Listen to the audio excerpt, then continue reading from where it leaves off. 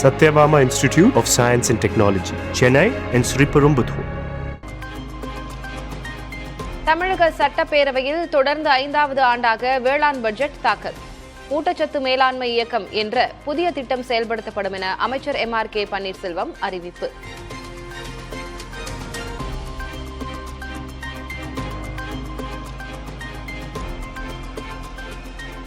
வேளாண் துறைக்கு மொத்த நிதியாக 45,661 கோடி ரூபாய் ஒதுக்கீடு. கடந்த ஆண்டு வேளாண் துறைக்கு 42,281 கோடி ஒதுக்கப்பட்ட நிலையில் இந்த முறை கூடுதலாக 3,380 கோடி நிதி ஒதுக்கீடு.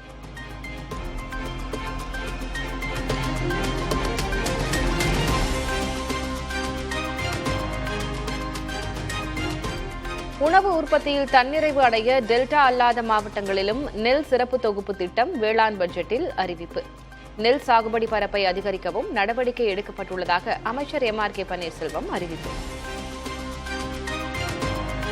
தமிழ்நாட்டில் டெல்டா அல்லாத 29 மாவட்டங்களில் சராசரியாக 34 லட்சம் ஏக்கரில் நெல் சாகுபடி மேற்கொள்ளப்படுகிறது. கார், குறுவை, சொர்ணாவாரி நில மறுபருவங்களில் நெல் சாகுபடி பரப்பினை அதிகரித்து உணவு தானிய உற்பத்தியை உயர்த்திட டெல்டா அல்லாத மாவட்டங்களில் சிறப்பு தொகுப்பு உழவர்களுக்கு வழங்கப்படும்.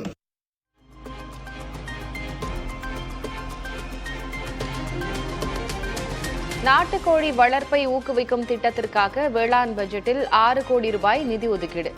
நாட்டுக்கோழி பண்ணை அமைக்க 360 ஊரக மகளிருக்கு 50 விழுக்காடு மானியம்.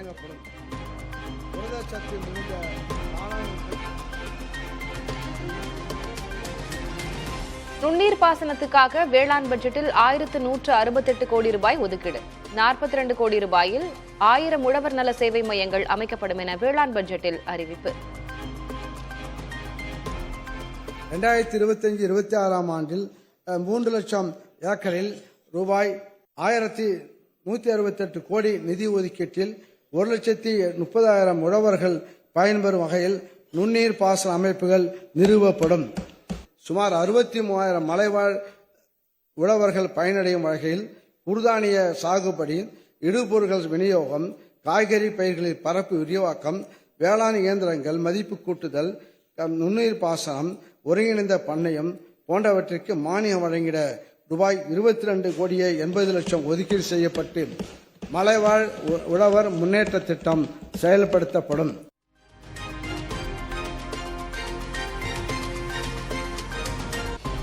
சர்க்கரை ஆலைகளில் பதிவு செய்த தகுதியுள்ள கரும்பு உழவர்களுக்கு ஊக்கத்தொகை உயர்வு. மத்திய அரசால் அறிவிக்கப்பட்ட ஆதாய விலைக்கு மேல் டன்னுக்கு 349 ரூபாய் சிறப்பு ஊக்கத்தொகையாக உயர்த்தி வழங்கப்படும் என அறிவிப்பு. சர்க்கரை ஆலைகளுக்கு பதிவு செய்து கரும்பு வழங்கிய தகுதியுள்ள உழவர்களுக்கு ஒன்றிய அரசால் அறிவிக்கப்பட்டுள்ள நியாயமான மற்றும் ஆதாய விலைக்கு மேல் முன் எப்போதுமில்லாத அளவில் டன் ஒன்றுக்கு 349 ரூபாய் சிறப்பு ஊக்கத்தொகையாக உயர்த்தி வழங்கப்படும்.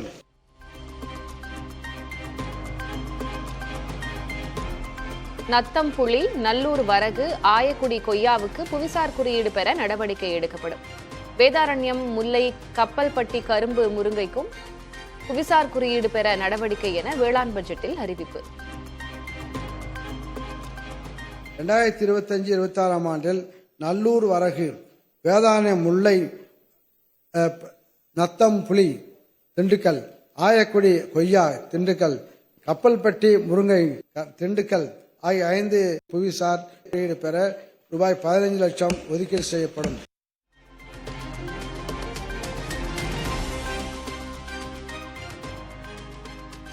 அதிக விளைச்சலை காட்டும் முதல் 3 விவசாயிகளுக்கு பரிசு தொகை அறிவிப்பு. முதல் பரிசாக 2.5 லட்சம் ரூபாயை அறிவித்தார் வேளாண் துறை அமைச்சர் MRK பன்னீர்செல்வம்.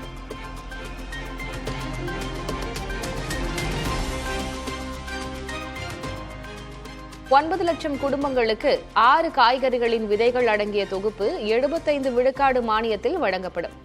விவசாயிகள் வேளாண் இயந்திரங்கள் வாங்குவதற்கான மானிய தொகை உயர்த்தப்படும் என வேளாண் பட்ஜெட்டில் அறிவிப்பு.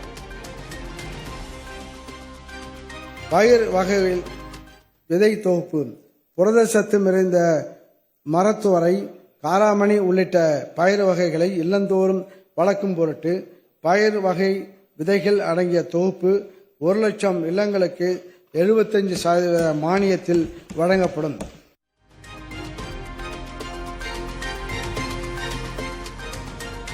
காவிரி, வெண்ணாறு, வெள்ளாறு வடிநில பகுதிகள், கல்லணை கால்வாய் பாசன பகுதிகள் தூர்வார நடவடிக்கை. 2925 கிலோமீட்டர் தொலைவுக்கு தூர்வாரும் பணிகள் மேற்கொள்ளப்படும் என அமைச்சர் MRK பன்னீர்செல்வம் அறிவிப்பு.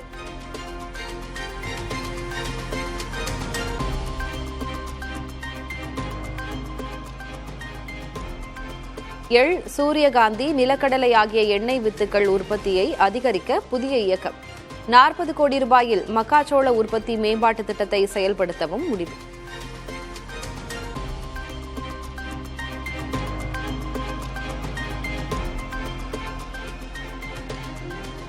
நிலமற்ற வேளாண் தொழிலாளர்களுக்கு விபத்து மரண இழப்பீடு 1 லட்சம் ரூபாயிலிருந்து 2 லட்சம் ரூபாயாக உயர்வு. விபத்தில் உடல் உறுப்புகளை இழந்தோருக்கான நிதியுதவி 20,000 ரூபாயிலிருந்து 1 லட்சம் ரூபாயாக அதிகரிப்பு. நிலமற்ற வேளாண் தொழிலாளர்களுக்கு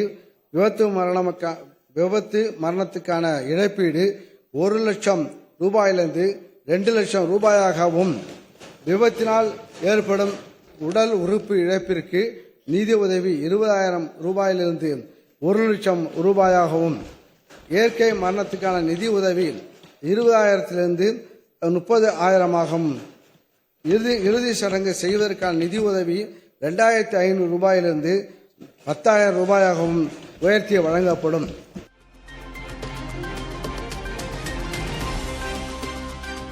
தினசரி வருமானம் ஈட்டுவதற்கு மலர்கள் சாகுபடியை ஊக்குவிக்க 8.51 கோடி ரூபாய் நிதி ஒதுக்கீடு. மதுரை மல்லிகை, ரோஜா உள்ளிட்ட மலர்கள் சாகுபடி ஊக்குவிக்கப்படும் என அமைச்சர் MRK பன்னீர்செல்வம் அறிவிப்பு.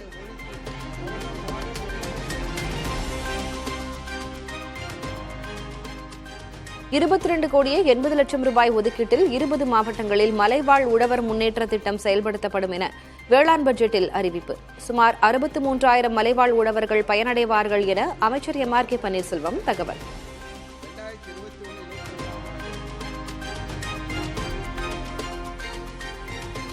உழவர் சந்தையிலிருந்து நுகர்வோர் வீடுகளுக்கு பொருட்களை நேரடியாக டெலிவரி செய்யும் திட்டம் உள்ளூர் இணைய வர்த்தக நிறுவனங்களுடன் இணைந்து செயல்படுத்தப்படும் என வேளாண் பட்ஜெட்டில் அறிவிப்பு.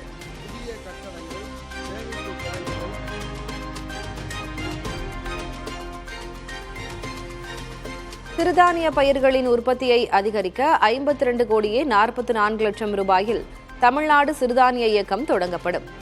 குறைந்த நீர் தேவையுள்ள பயிர்களின் சாகுபடியை ஊக்குவிக்க மாற்று பயிர் சாகுபடி திட்டம் செயல்படுத்தப்படும் என வேளாண் பட்ஜெட்டில் அறிவிப்பு.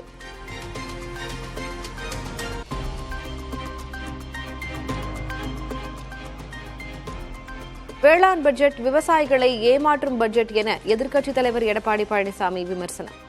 பட்ஜெட் அறிவிப்புகள் அவியல் கூட்டு போன்று உள்ளதாகவும் பேட்டி. இது விவசாயிகளை ஏமாற்றுவதற்காக திராவிட முன்னேற்ற கழகம் வேளாண் பட்ஜெட் என்ற ஒரு நாடகத்தை அரங்கேற்றிருக்கிறது.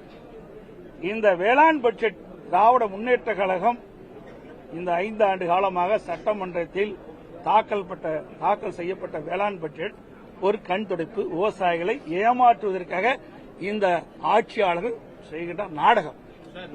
இதனால என்ன பயன் இருக்குது? எல்லாம் இந்த மானிய கோரிக்கைகள் வருது.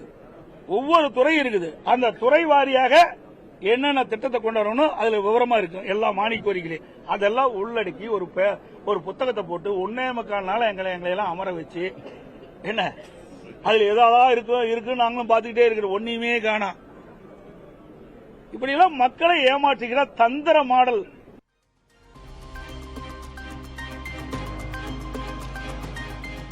பேரவை கூடும் முன் சபாநாயகர் அப்பாவுவை சந்தித்து தனியாக ஆலோசனை நடத்திய செங்கோட்டையன். EPS நடத்திய அதிமுக MLAக்கள் கூட்டத்தில் பங்கேற்காத நிலையில் வலுக்கிறது மோதல் போக்கு.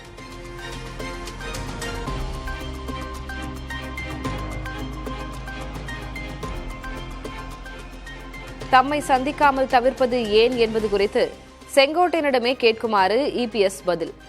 அதிமுகவில் MLAக்கள் சுதந்திரமாக இருப்பதாகவும் விளக்கம்.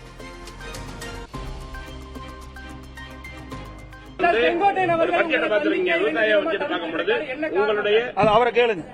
காரணம் அவரை கேட்டதானே தெரியும். என்ன கேட்ட எப்படி தெரியும்? அவரை போய் கேளுங்க சார். நீ அவரை கேளுங்க. ஏன் தவிச்சுன்னு அவரை கேளுங்க. இதெல்லாம் கேட்கிற கேள்வி இல்ல. தனிப்பட்ட முறையில் இருக்கிற பிரச்சனை இங்க பேசாதீங்க. சுதந்திரமாக அனைவரும் செயல்படலாம். எங்க வேணாலும் எப்படி வேணாலும் போகலாம். யாரும் கேட்கறதில்ல. எங்களுக்கு ஒரே எதிரி திராவிட முன்னேற்ற கழகம் தான். அதைத்தான் நான் ஏற்கனவே தெளிவுபடுத்திட்டேன். மற்ற கட்சிகள் எங்களுக்கு எதிரியே கிடையாது. அதே போல எங்களுக்கு இருக்கிற உறுப்பினர்கள் சுதந்திரமா செயல்படுறாங்க. எந்த தடையும் கிடையாது.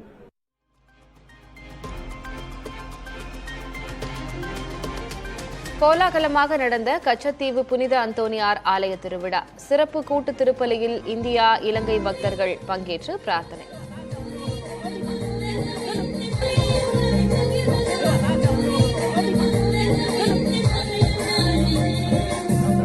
புனித அந்தோனியார் திருவிழா Samsara nolan nilse karnike lasitna katolike nolan kavru divya samsare nolan nilse karnike lasitna stuti.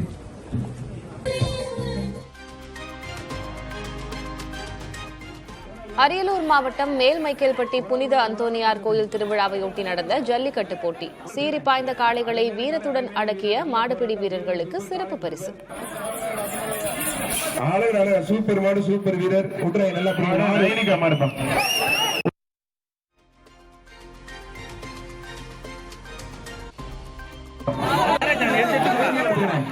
அருமையான காலை, அருமையான வீரர், நல்ல போராட்டம். வீரரும் சூப்பர், காலையும் சூப்பர். டிவிஎஸ் திண்ணியம், டிவிஎஸ் மணி சர்பத மாடு, அரியலூர் மாடு.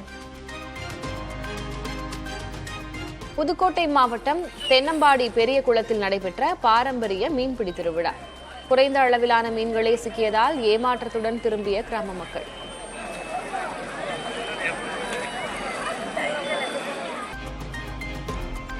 சென்னை தேனாம்பேட்டை கத்திக்குத்து சம்பவத்தில் படுகாயமடைந்த நபர் சிகிச்சை பலனின்றி உயிரிழப்பு.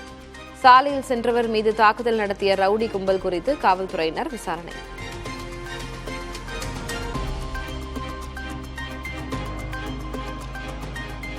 பஞ்சாப் மாநிலம் அமிர்தசரஸ் பகுதியில் இந்து கோயில் மீது வெடிகுண்டு வீசி தாக்குதல். இருசக்கர வாகனத்தில் வந்த அடையாளம் தெரியாத நபர்கள் குறித்து காவல்துறையினர் விசாரணை.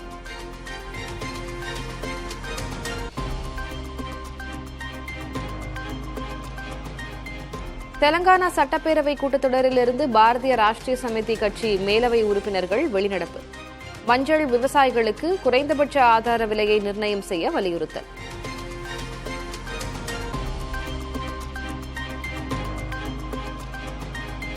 தமிழ்நாட்டின் ஹிந்தி எதிர்ப்பு நிலைப்பாடு தவறானது என ஆந்திர துணை முதலமைச்சர் பவன் கல்யாண் கருத்து. ஹிந்தியை எதிர்க்கும் மாநிலம் லாபத்திற்காக திரைப்படத்தை ஹிந்தியில் மொழிமாற்றம் செய்வது, வெளியிடுவது ஏன் என்றும் கேள்வி.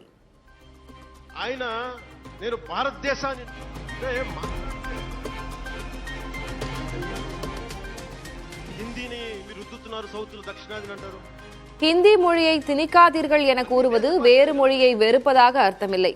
தாய்மொழியையும் தாயையும் சுயமரியாதையோடு பாதுகாப்பதற்கே என பவன் கல்யாண் பேச்சுக்கு நடிகர் பிரகாஷ் ராஜ் பதில்.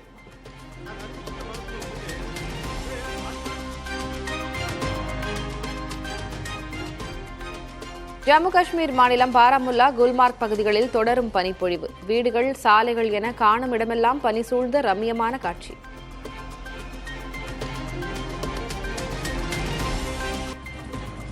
தலைக்கவசம் அணியாமல் இருசக்கர வாகனத்தை ஓட்டிச் சென்ற சுகாதாரத்துறை அமைச்சர் மா சுப்பிரமணியன். சமூக வலைதளங்களில் வெளியான வீடியோவை பகிர்ந்து பலரும் விமர்சனம்.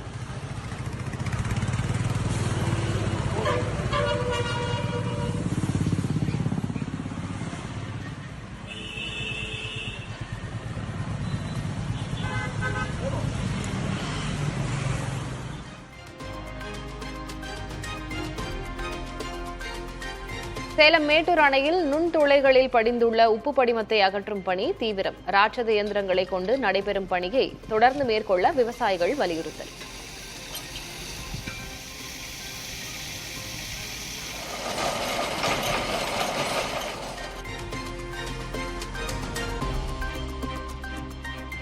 நாகை வேதாரண்யம் பகுதிகளில் பெய்த மழையால் உப்பளங்களில் தேங்கிய தண்ணீர். உப்பு உற்பத்தி பாதிக்கப்பட்டுள்ளதால் தட்டுப்பாடு ஏற்படக்கூடும் என உற்பத்தியாளர்கள் கவலை.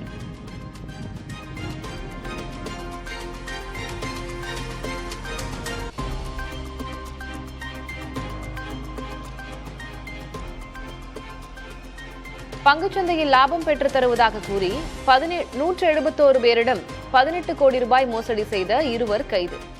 வங்கிகளின் காசோலை புத்தகங்கள், கிரெடிட் கார்டுகளை பறிமுதல் செய்து கோவை சைபர் கிரைம் காவல்துறை விசாரணை.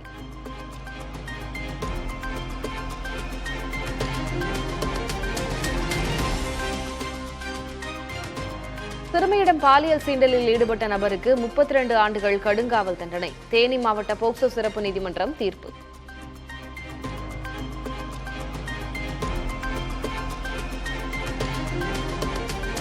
புதுக்கோட்டை அருகே 83 வயதான பொதுப்பணித்துறை முன்னாள் அதிகாரி 2 ஆண்டுகள் சிறை தண்டனை. 40 ஆண்டுகளுக்கு முன் குளத்தின் கலிங்கு வெட்டியதில் கையாடல் செய்த வழக்கில் தீர்ப்பு.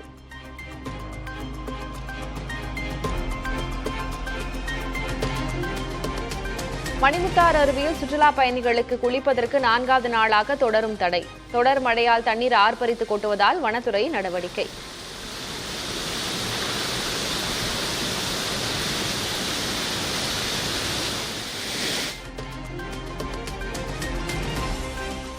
வரும் 24 மற்றும் 25ஆம் தேதிகளில் திட்டமிட்டபடி ஸ்ட்ரைக் நடைபெறும் என வங்கி சங்கங்கள் கூட்டமைப்பு அறிவிப்பு. வாரத்தில் 2 நாட்கள் விடுமுறை உள்ளிட்ட கோரிக்கைகளை நிறைவேற்ற வலியுறுத்தல்.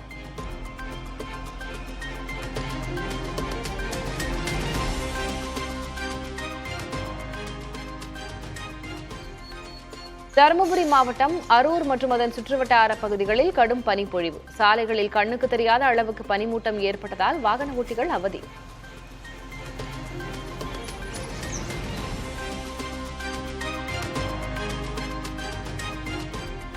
திருவாரூர் தியாகராஜர் கோயிலில் பங்குனி உத்திர ஆழித்தேரோட்ட விழா கொடியேற்றத்துடன் தொடக்கம். வேத மந்திரங்கள் முழங்க நடைபெற்ற கொடியேற்ற நிகழ்வில் திரளான பக்தர்கள் பங்கேற்று தரிசனம்.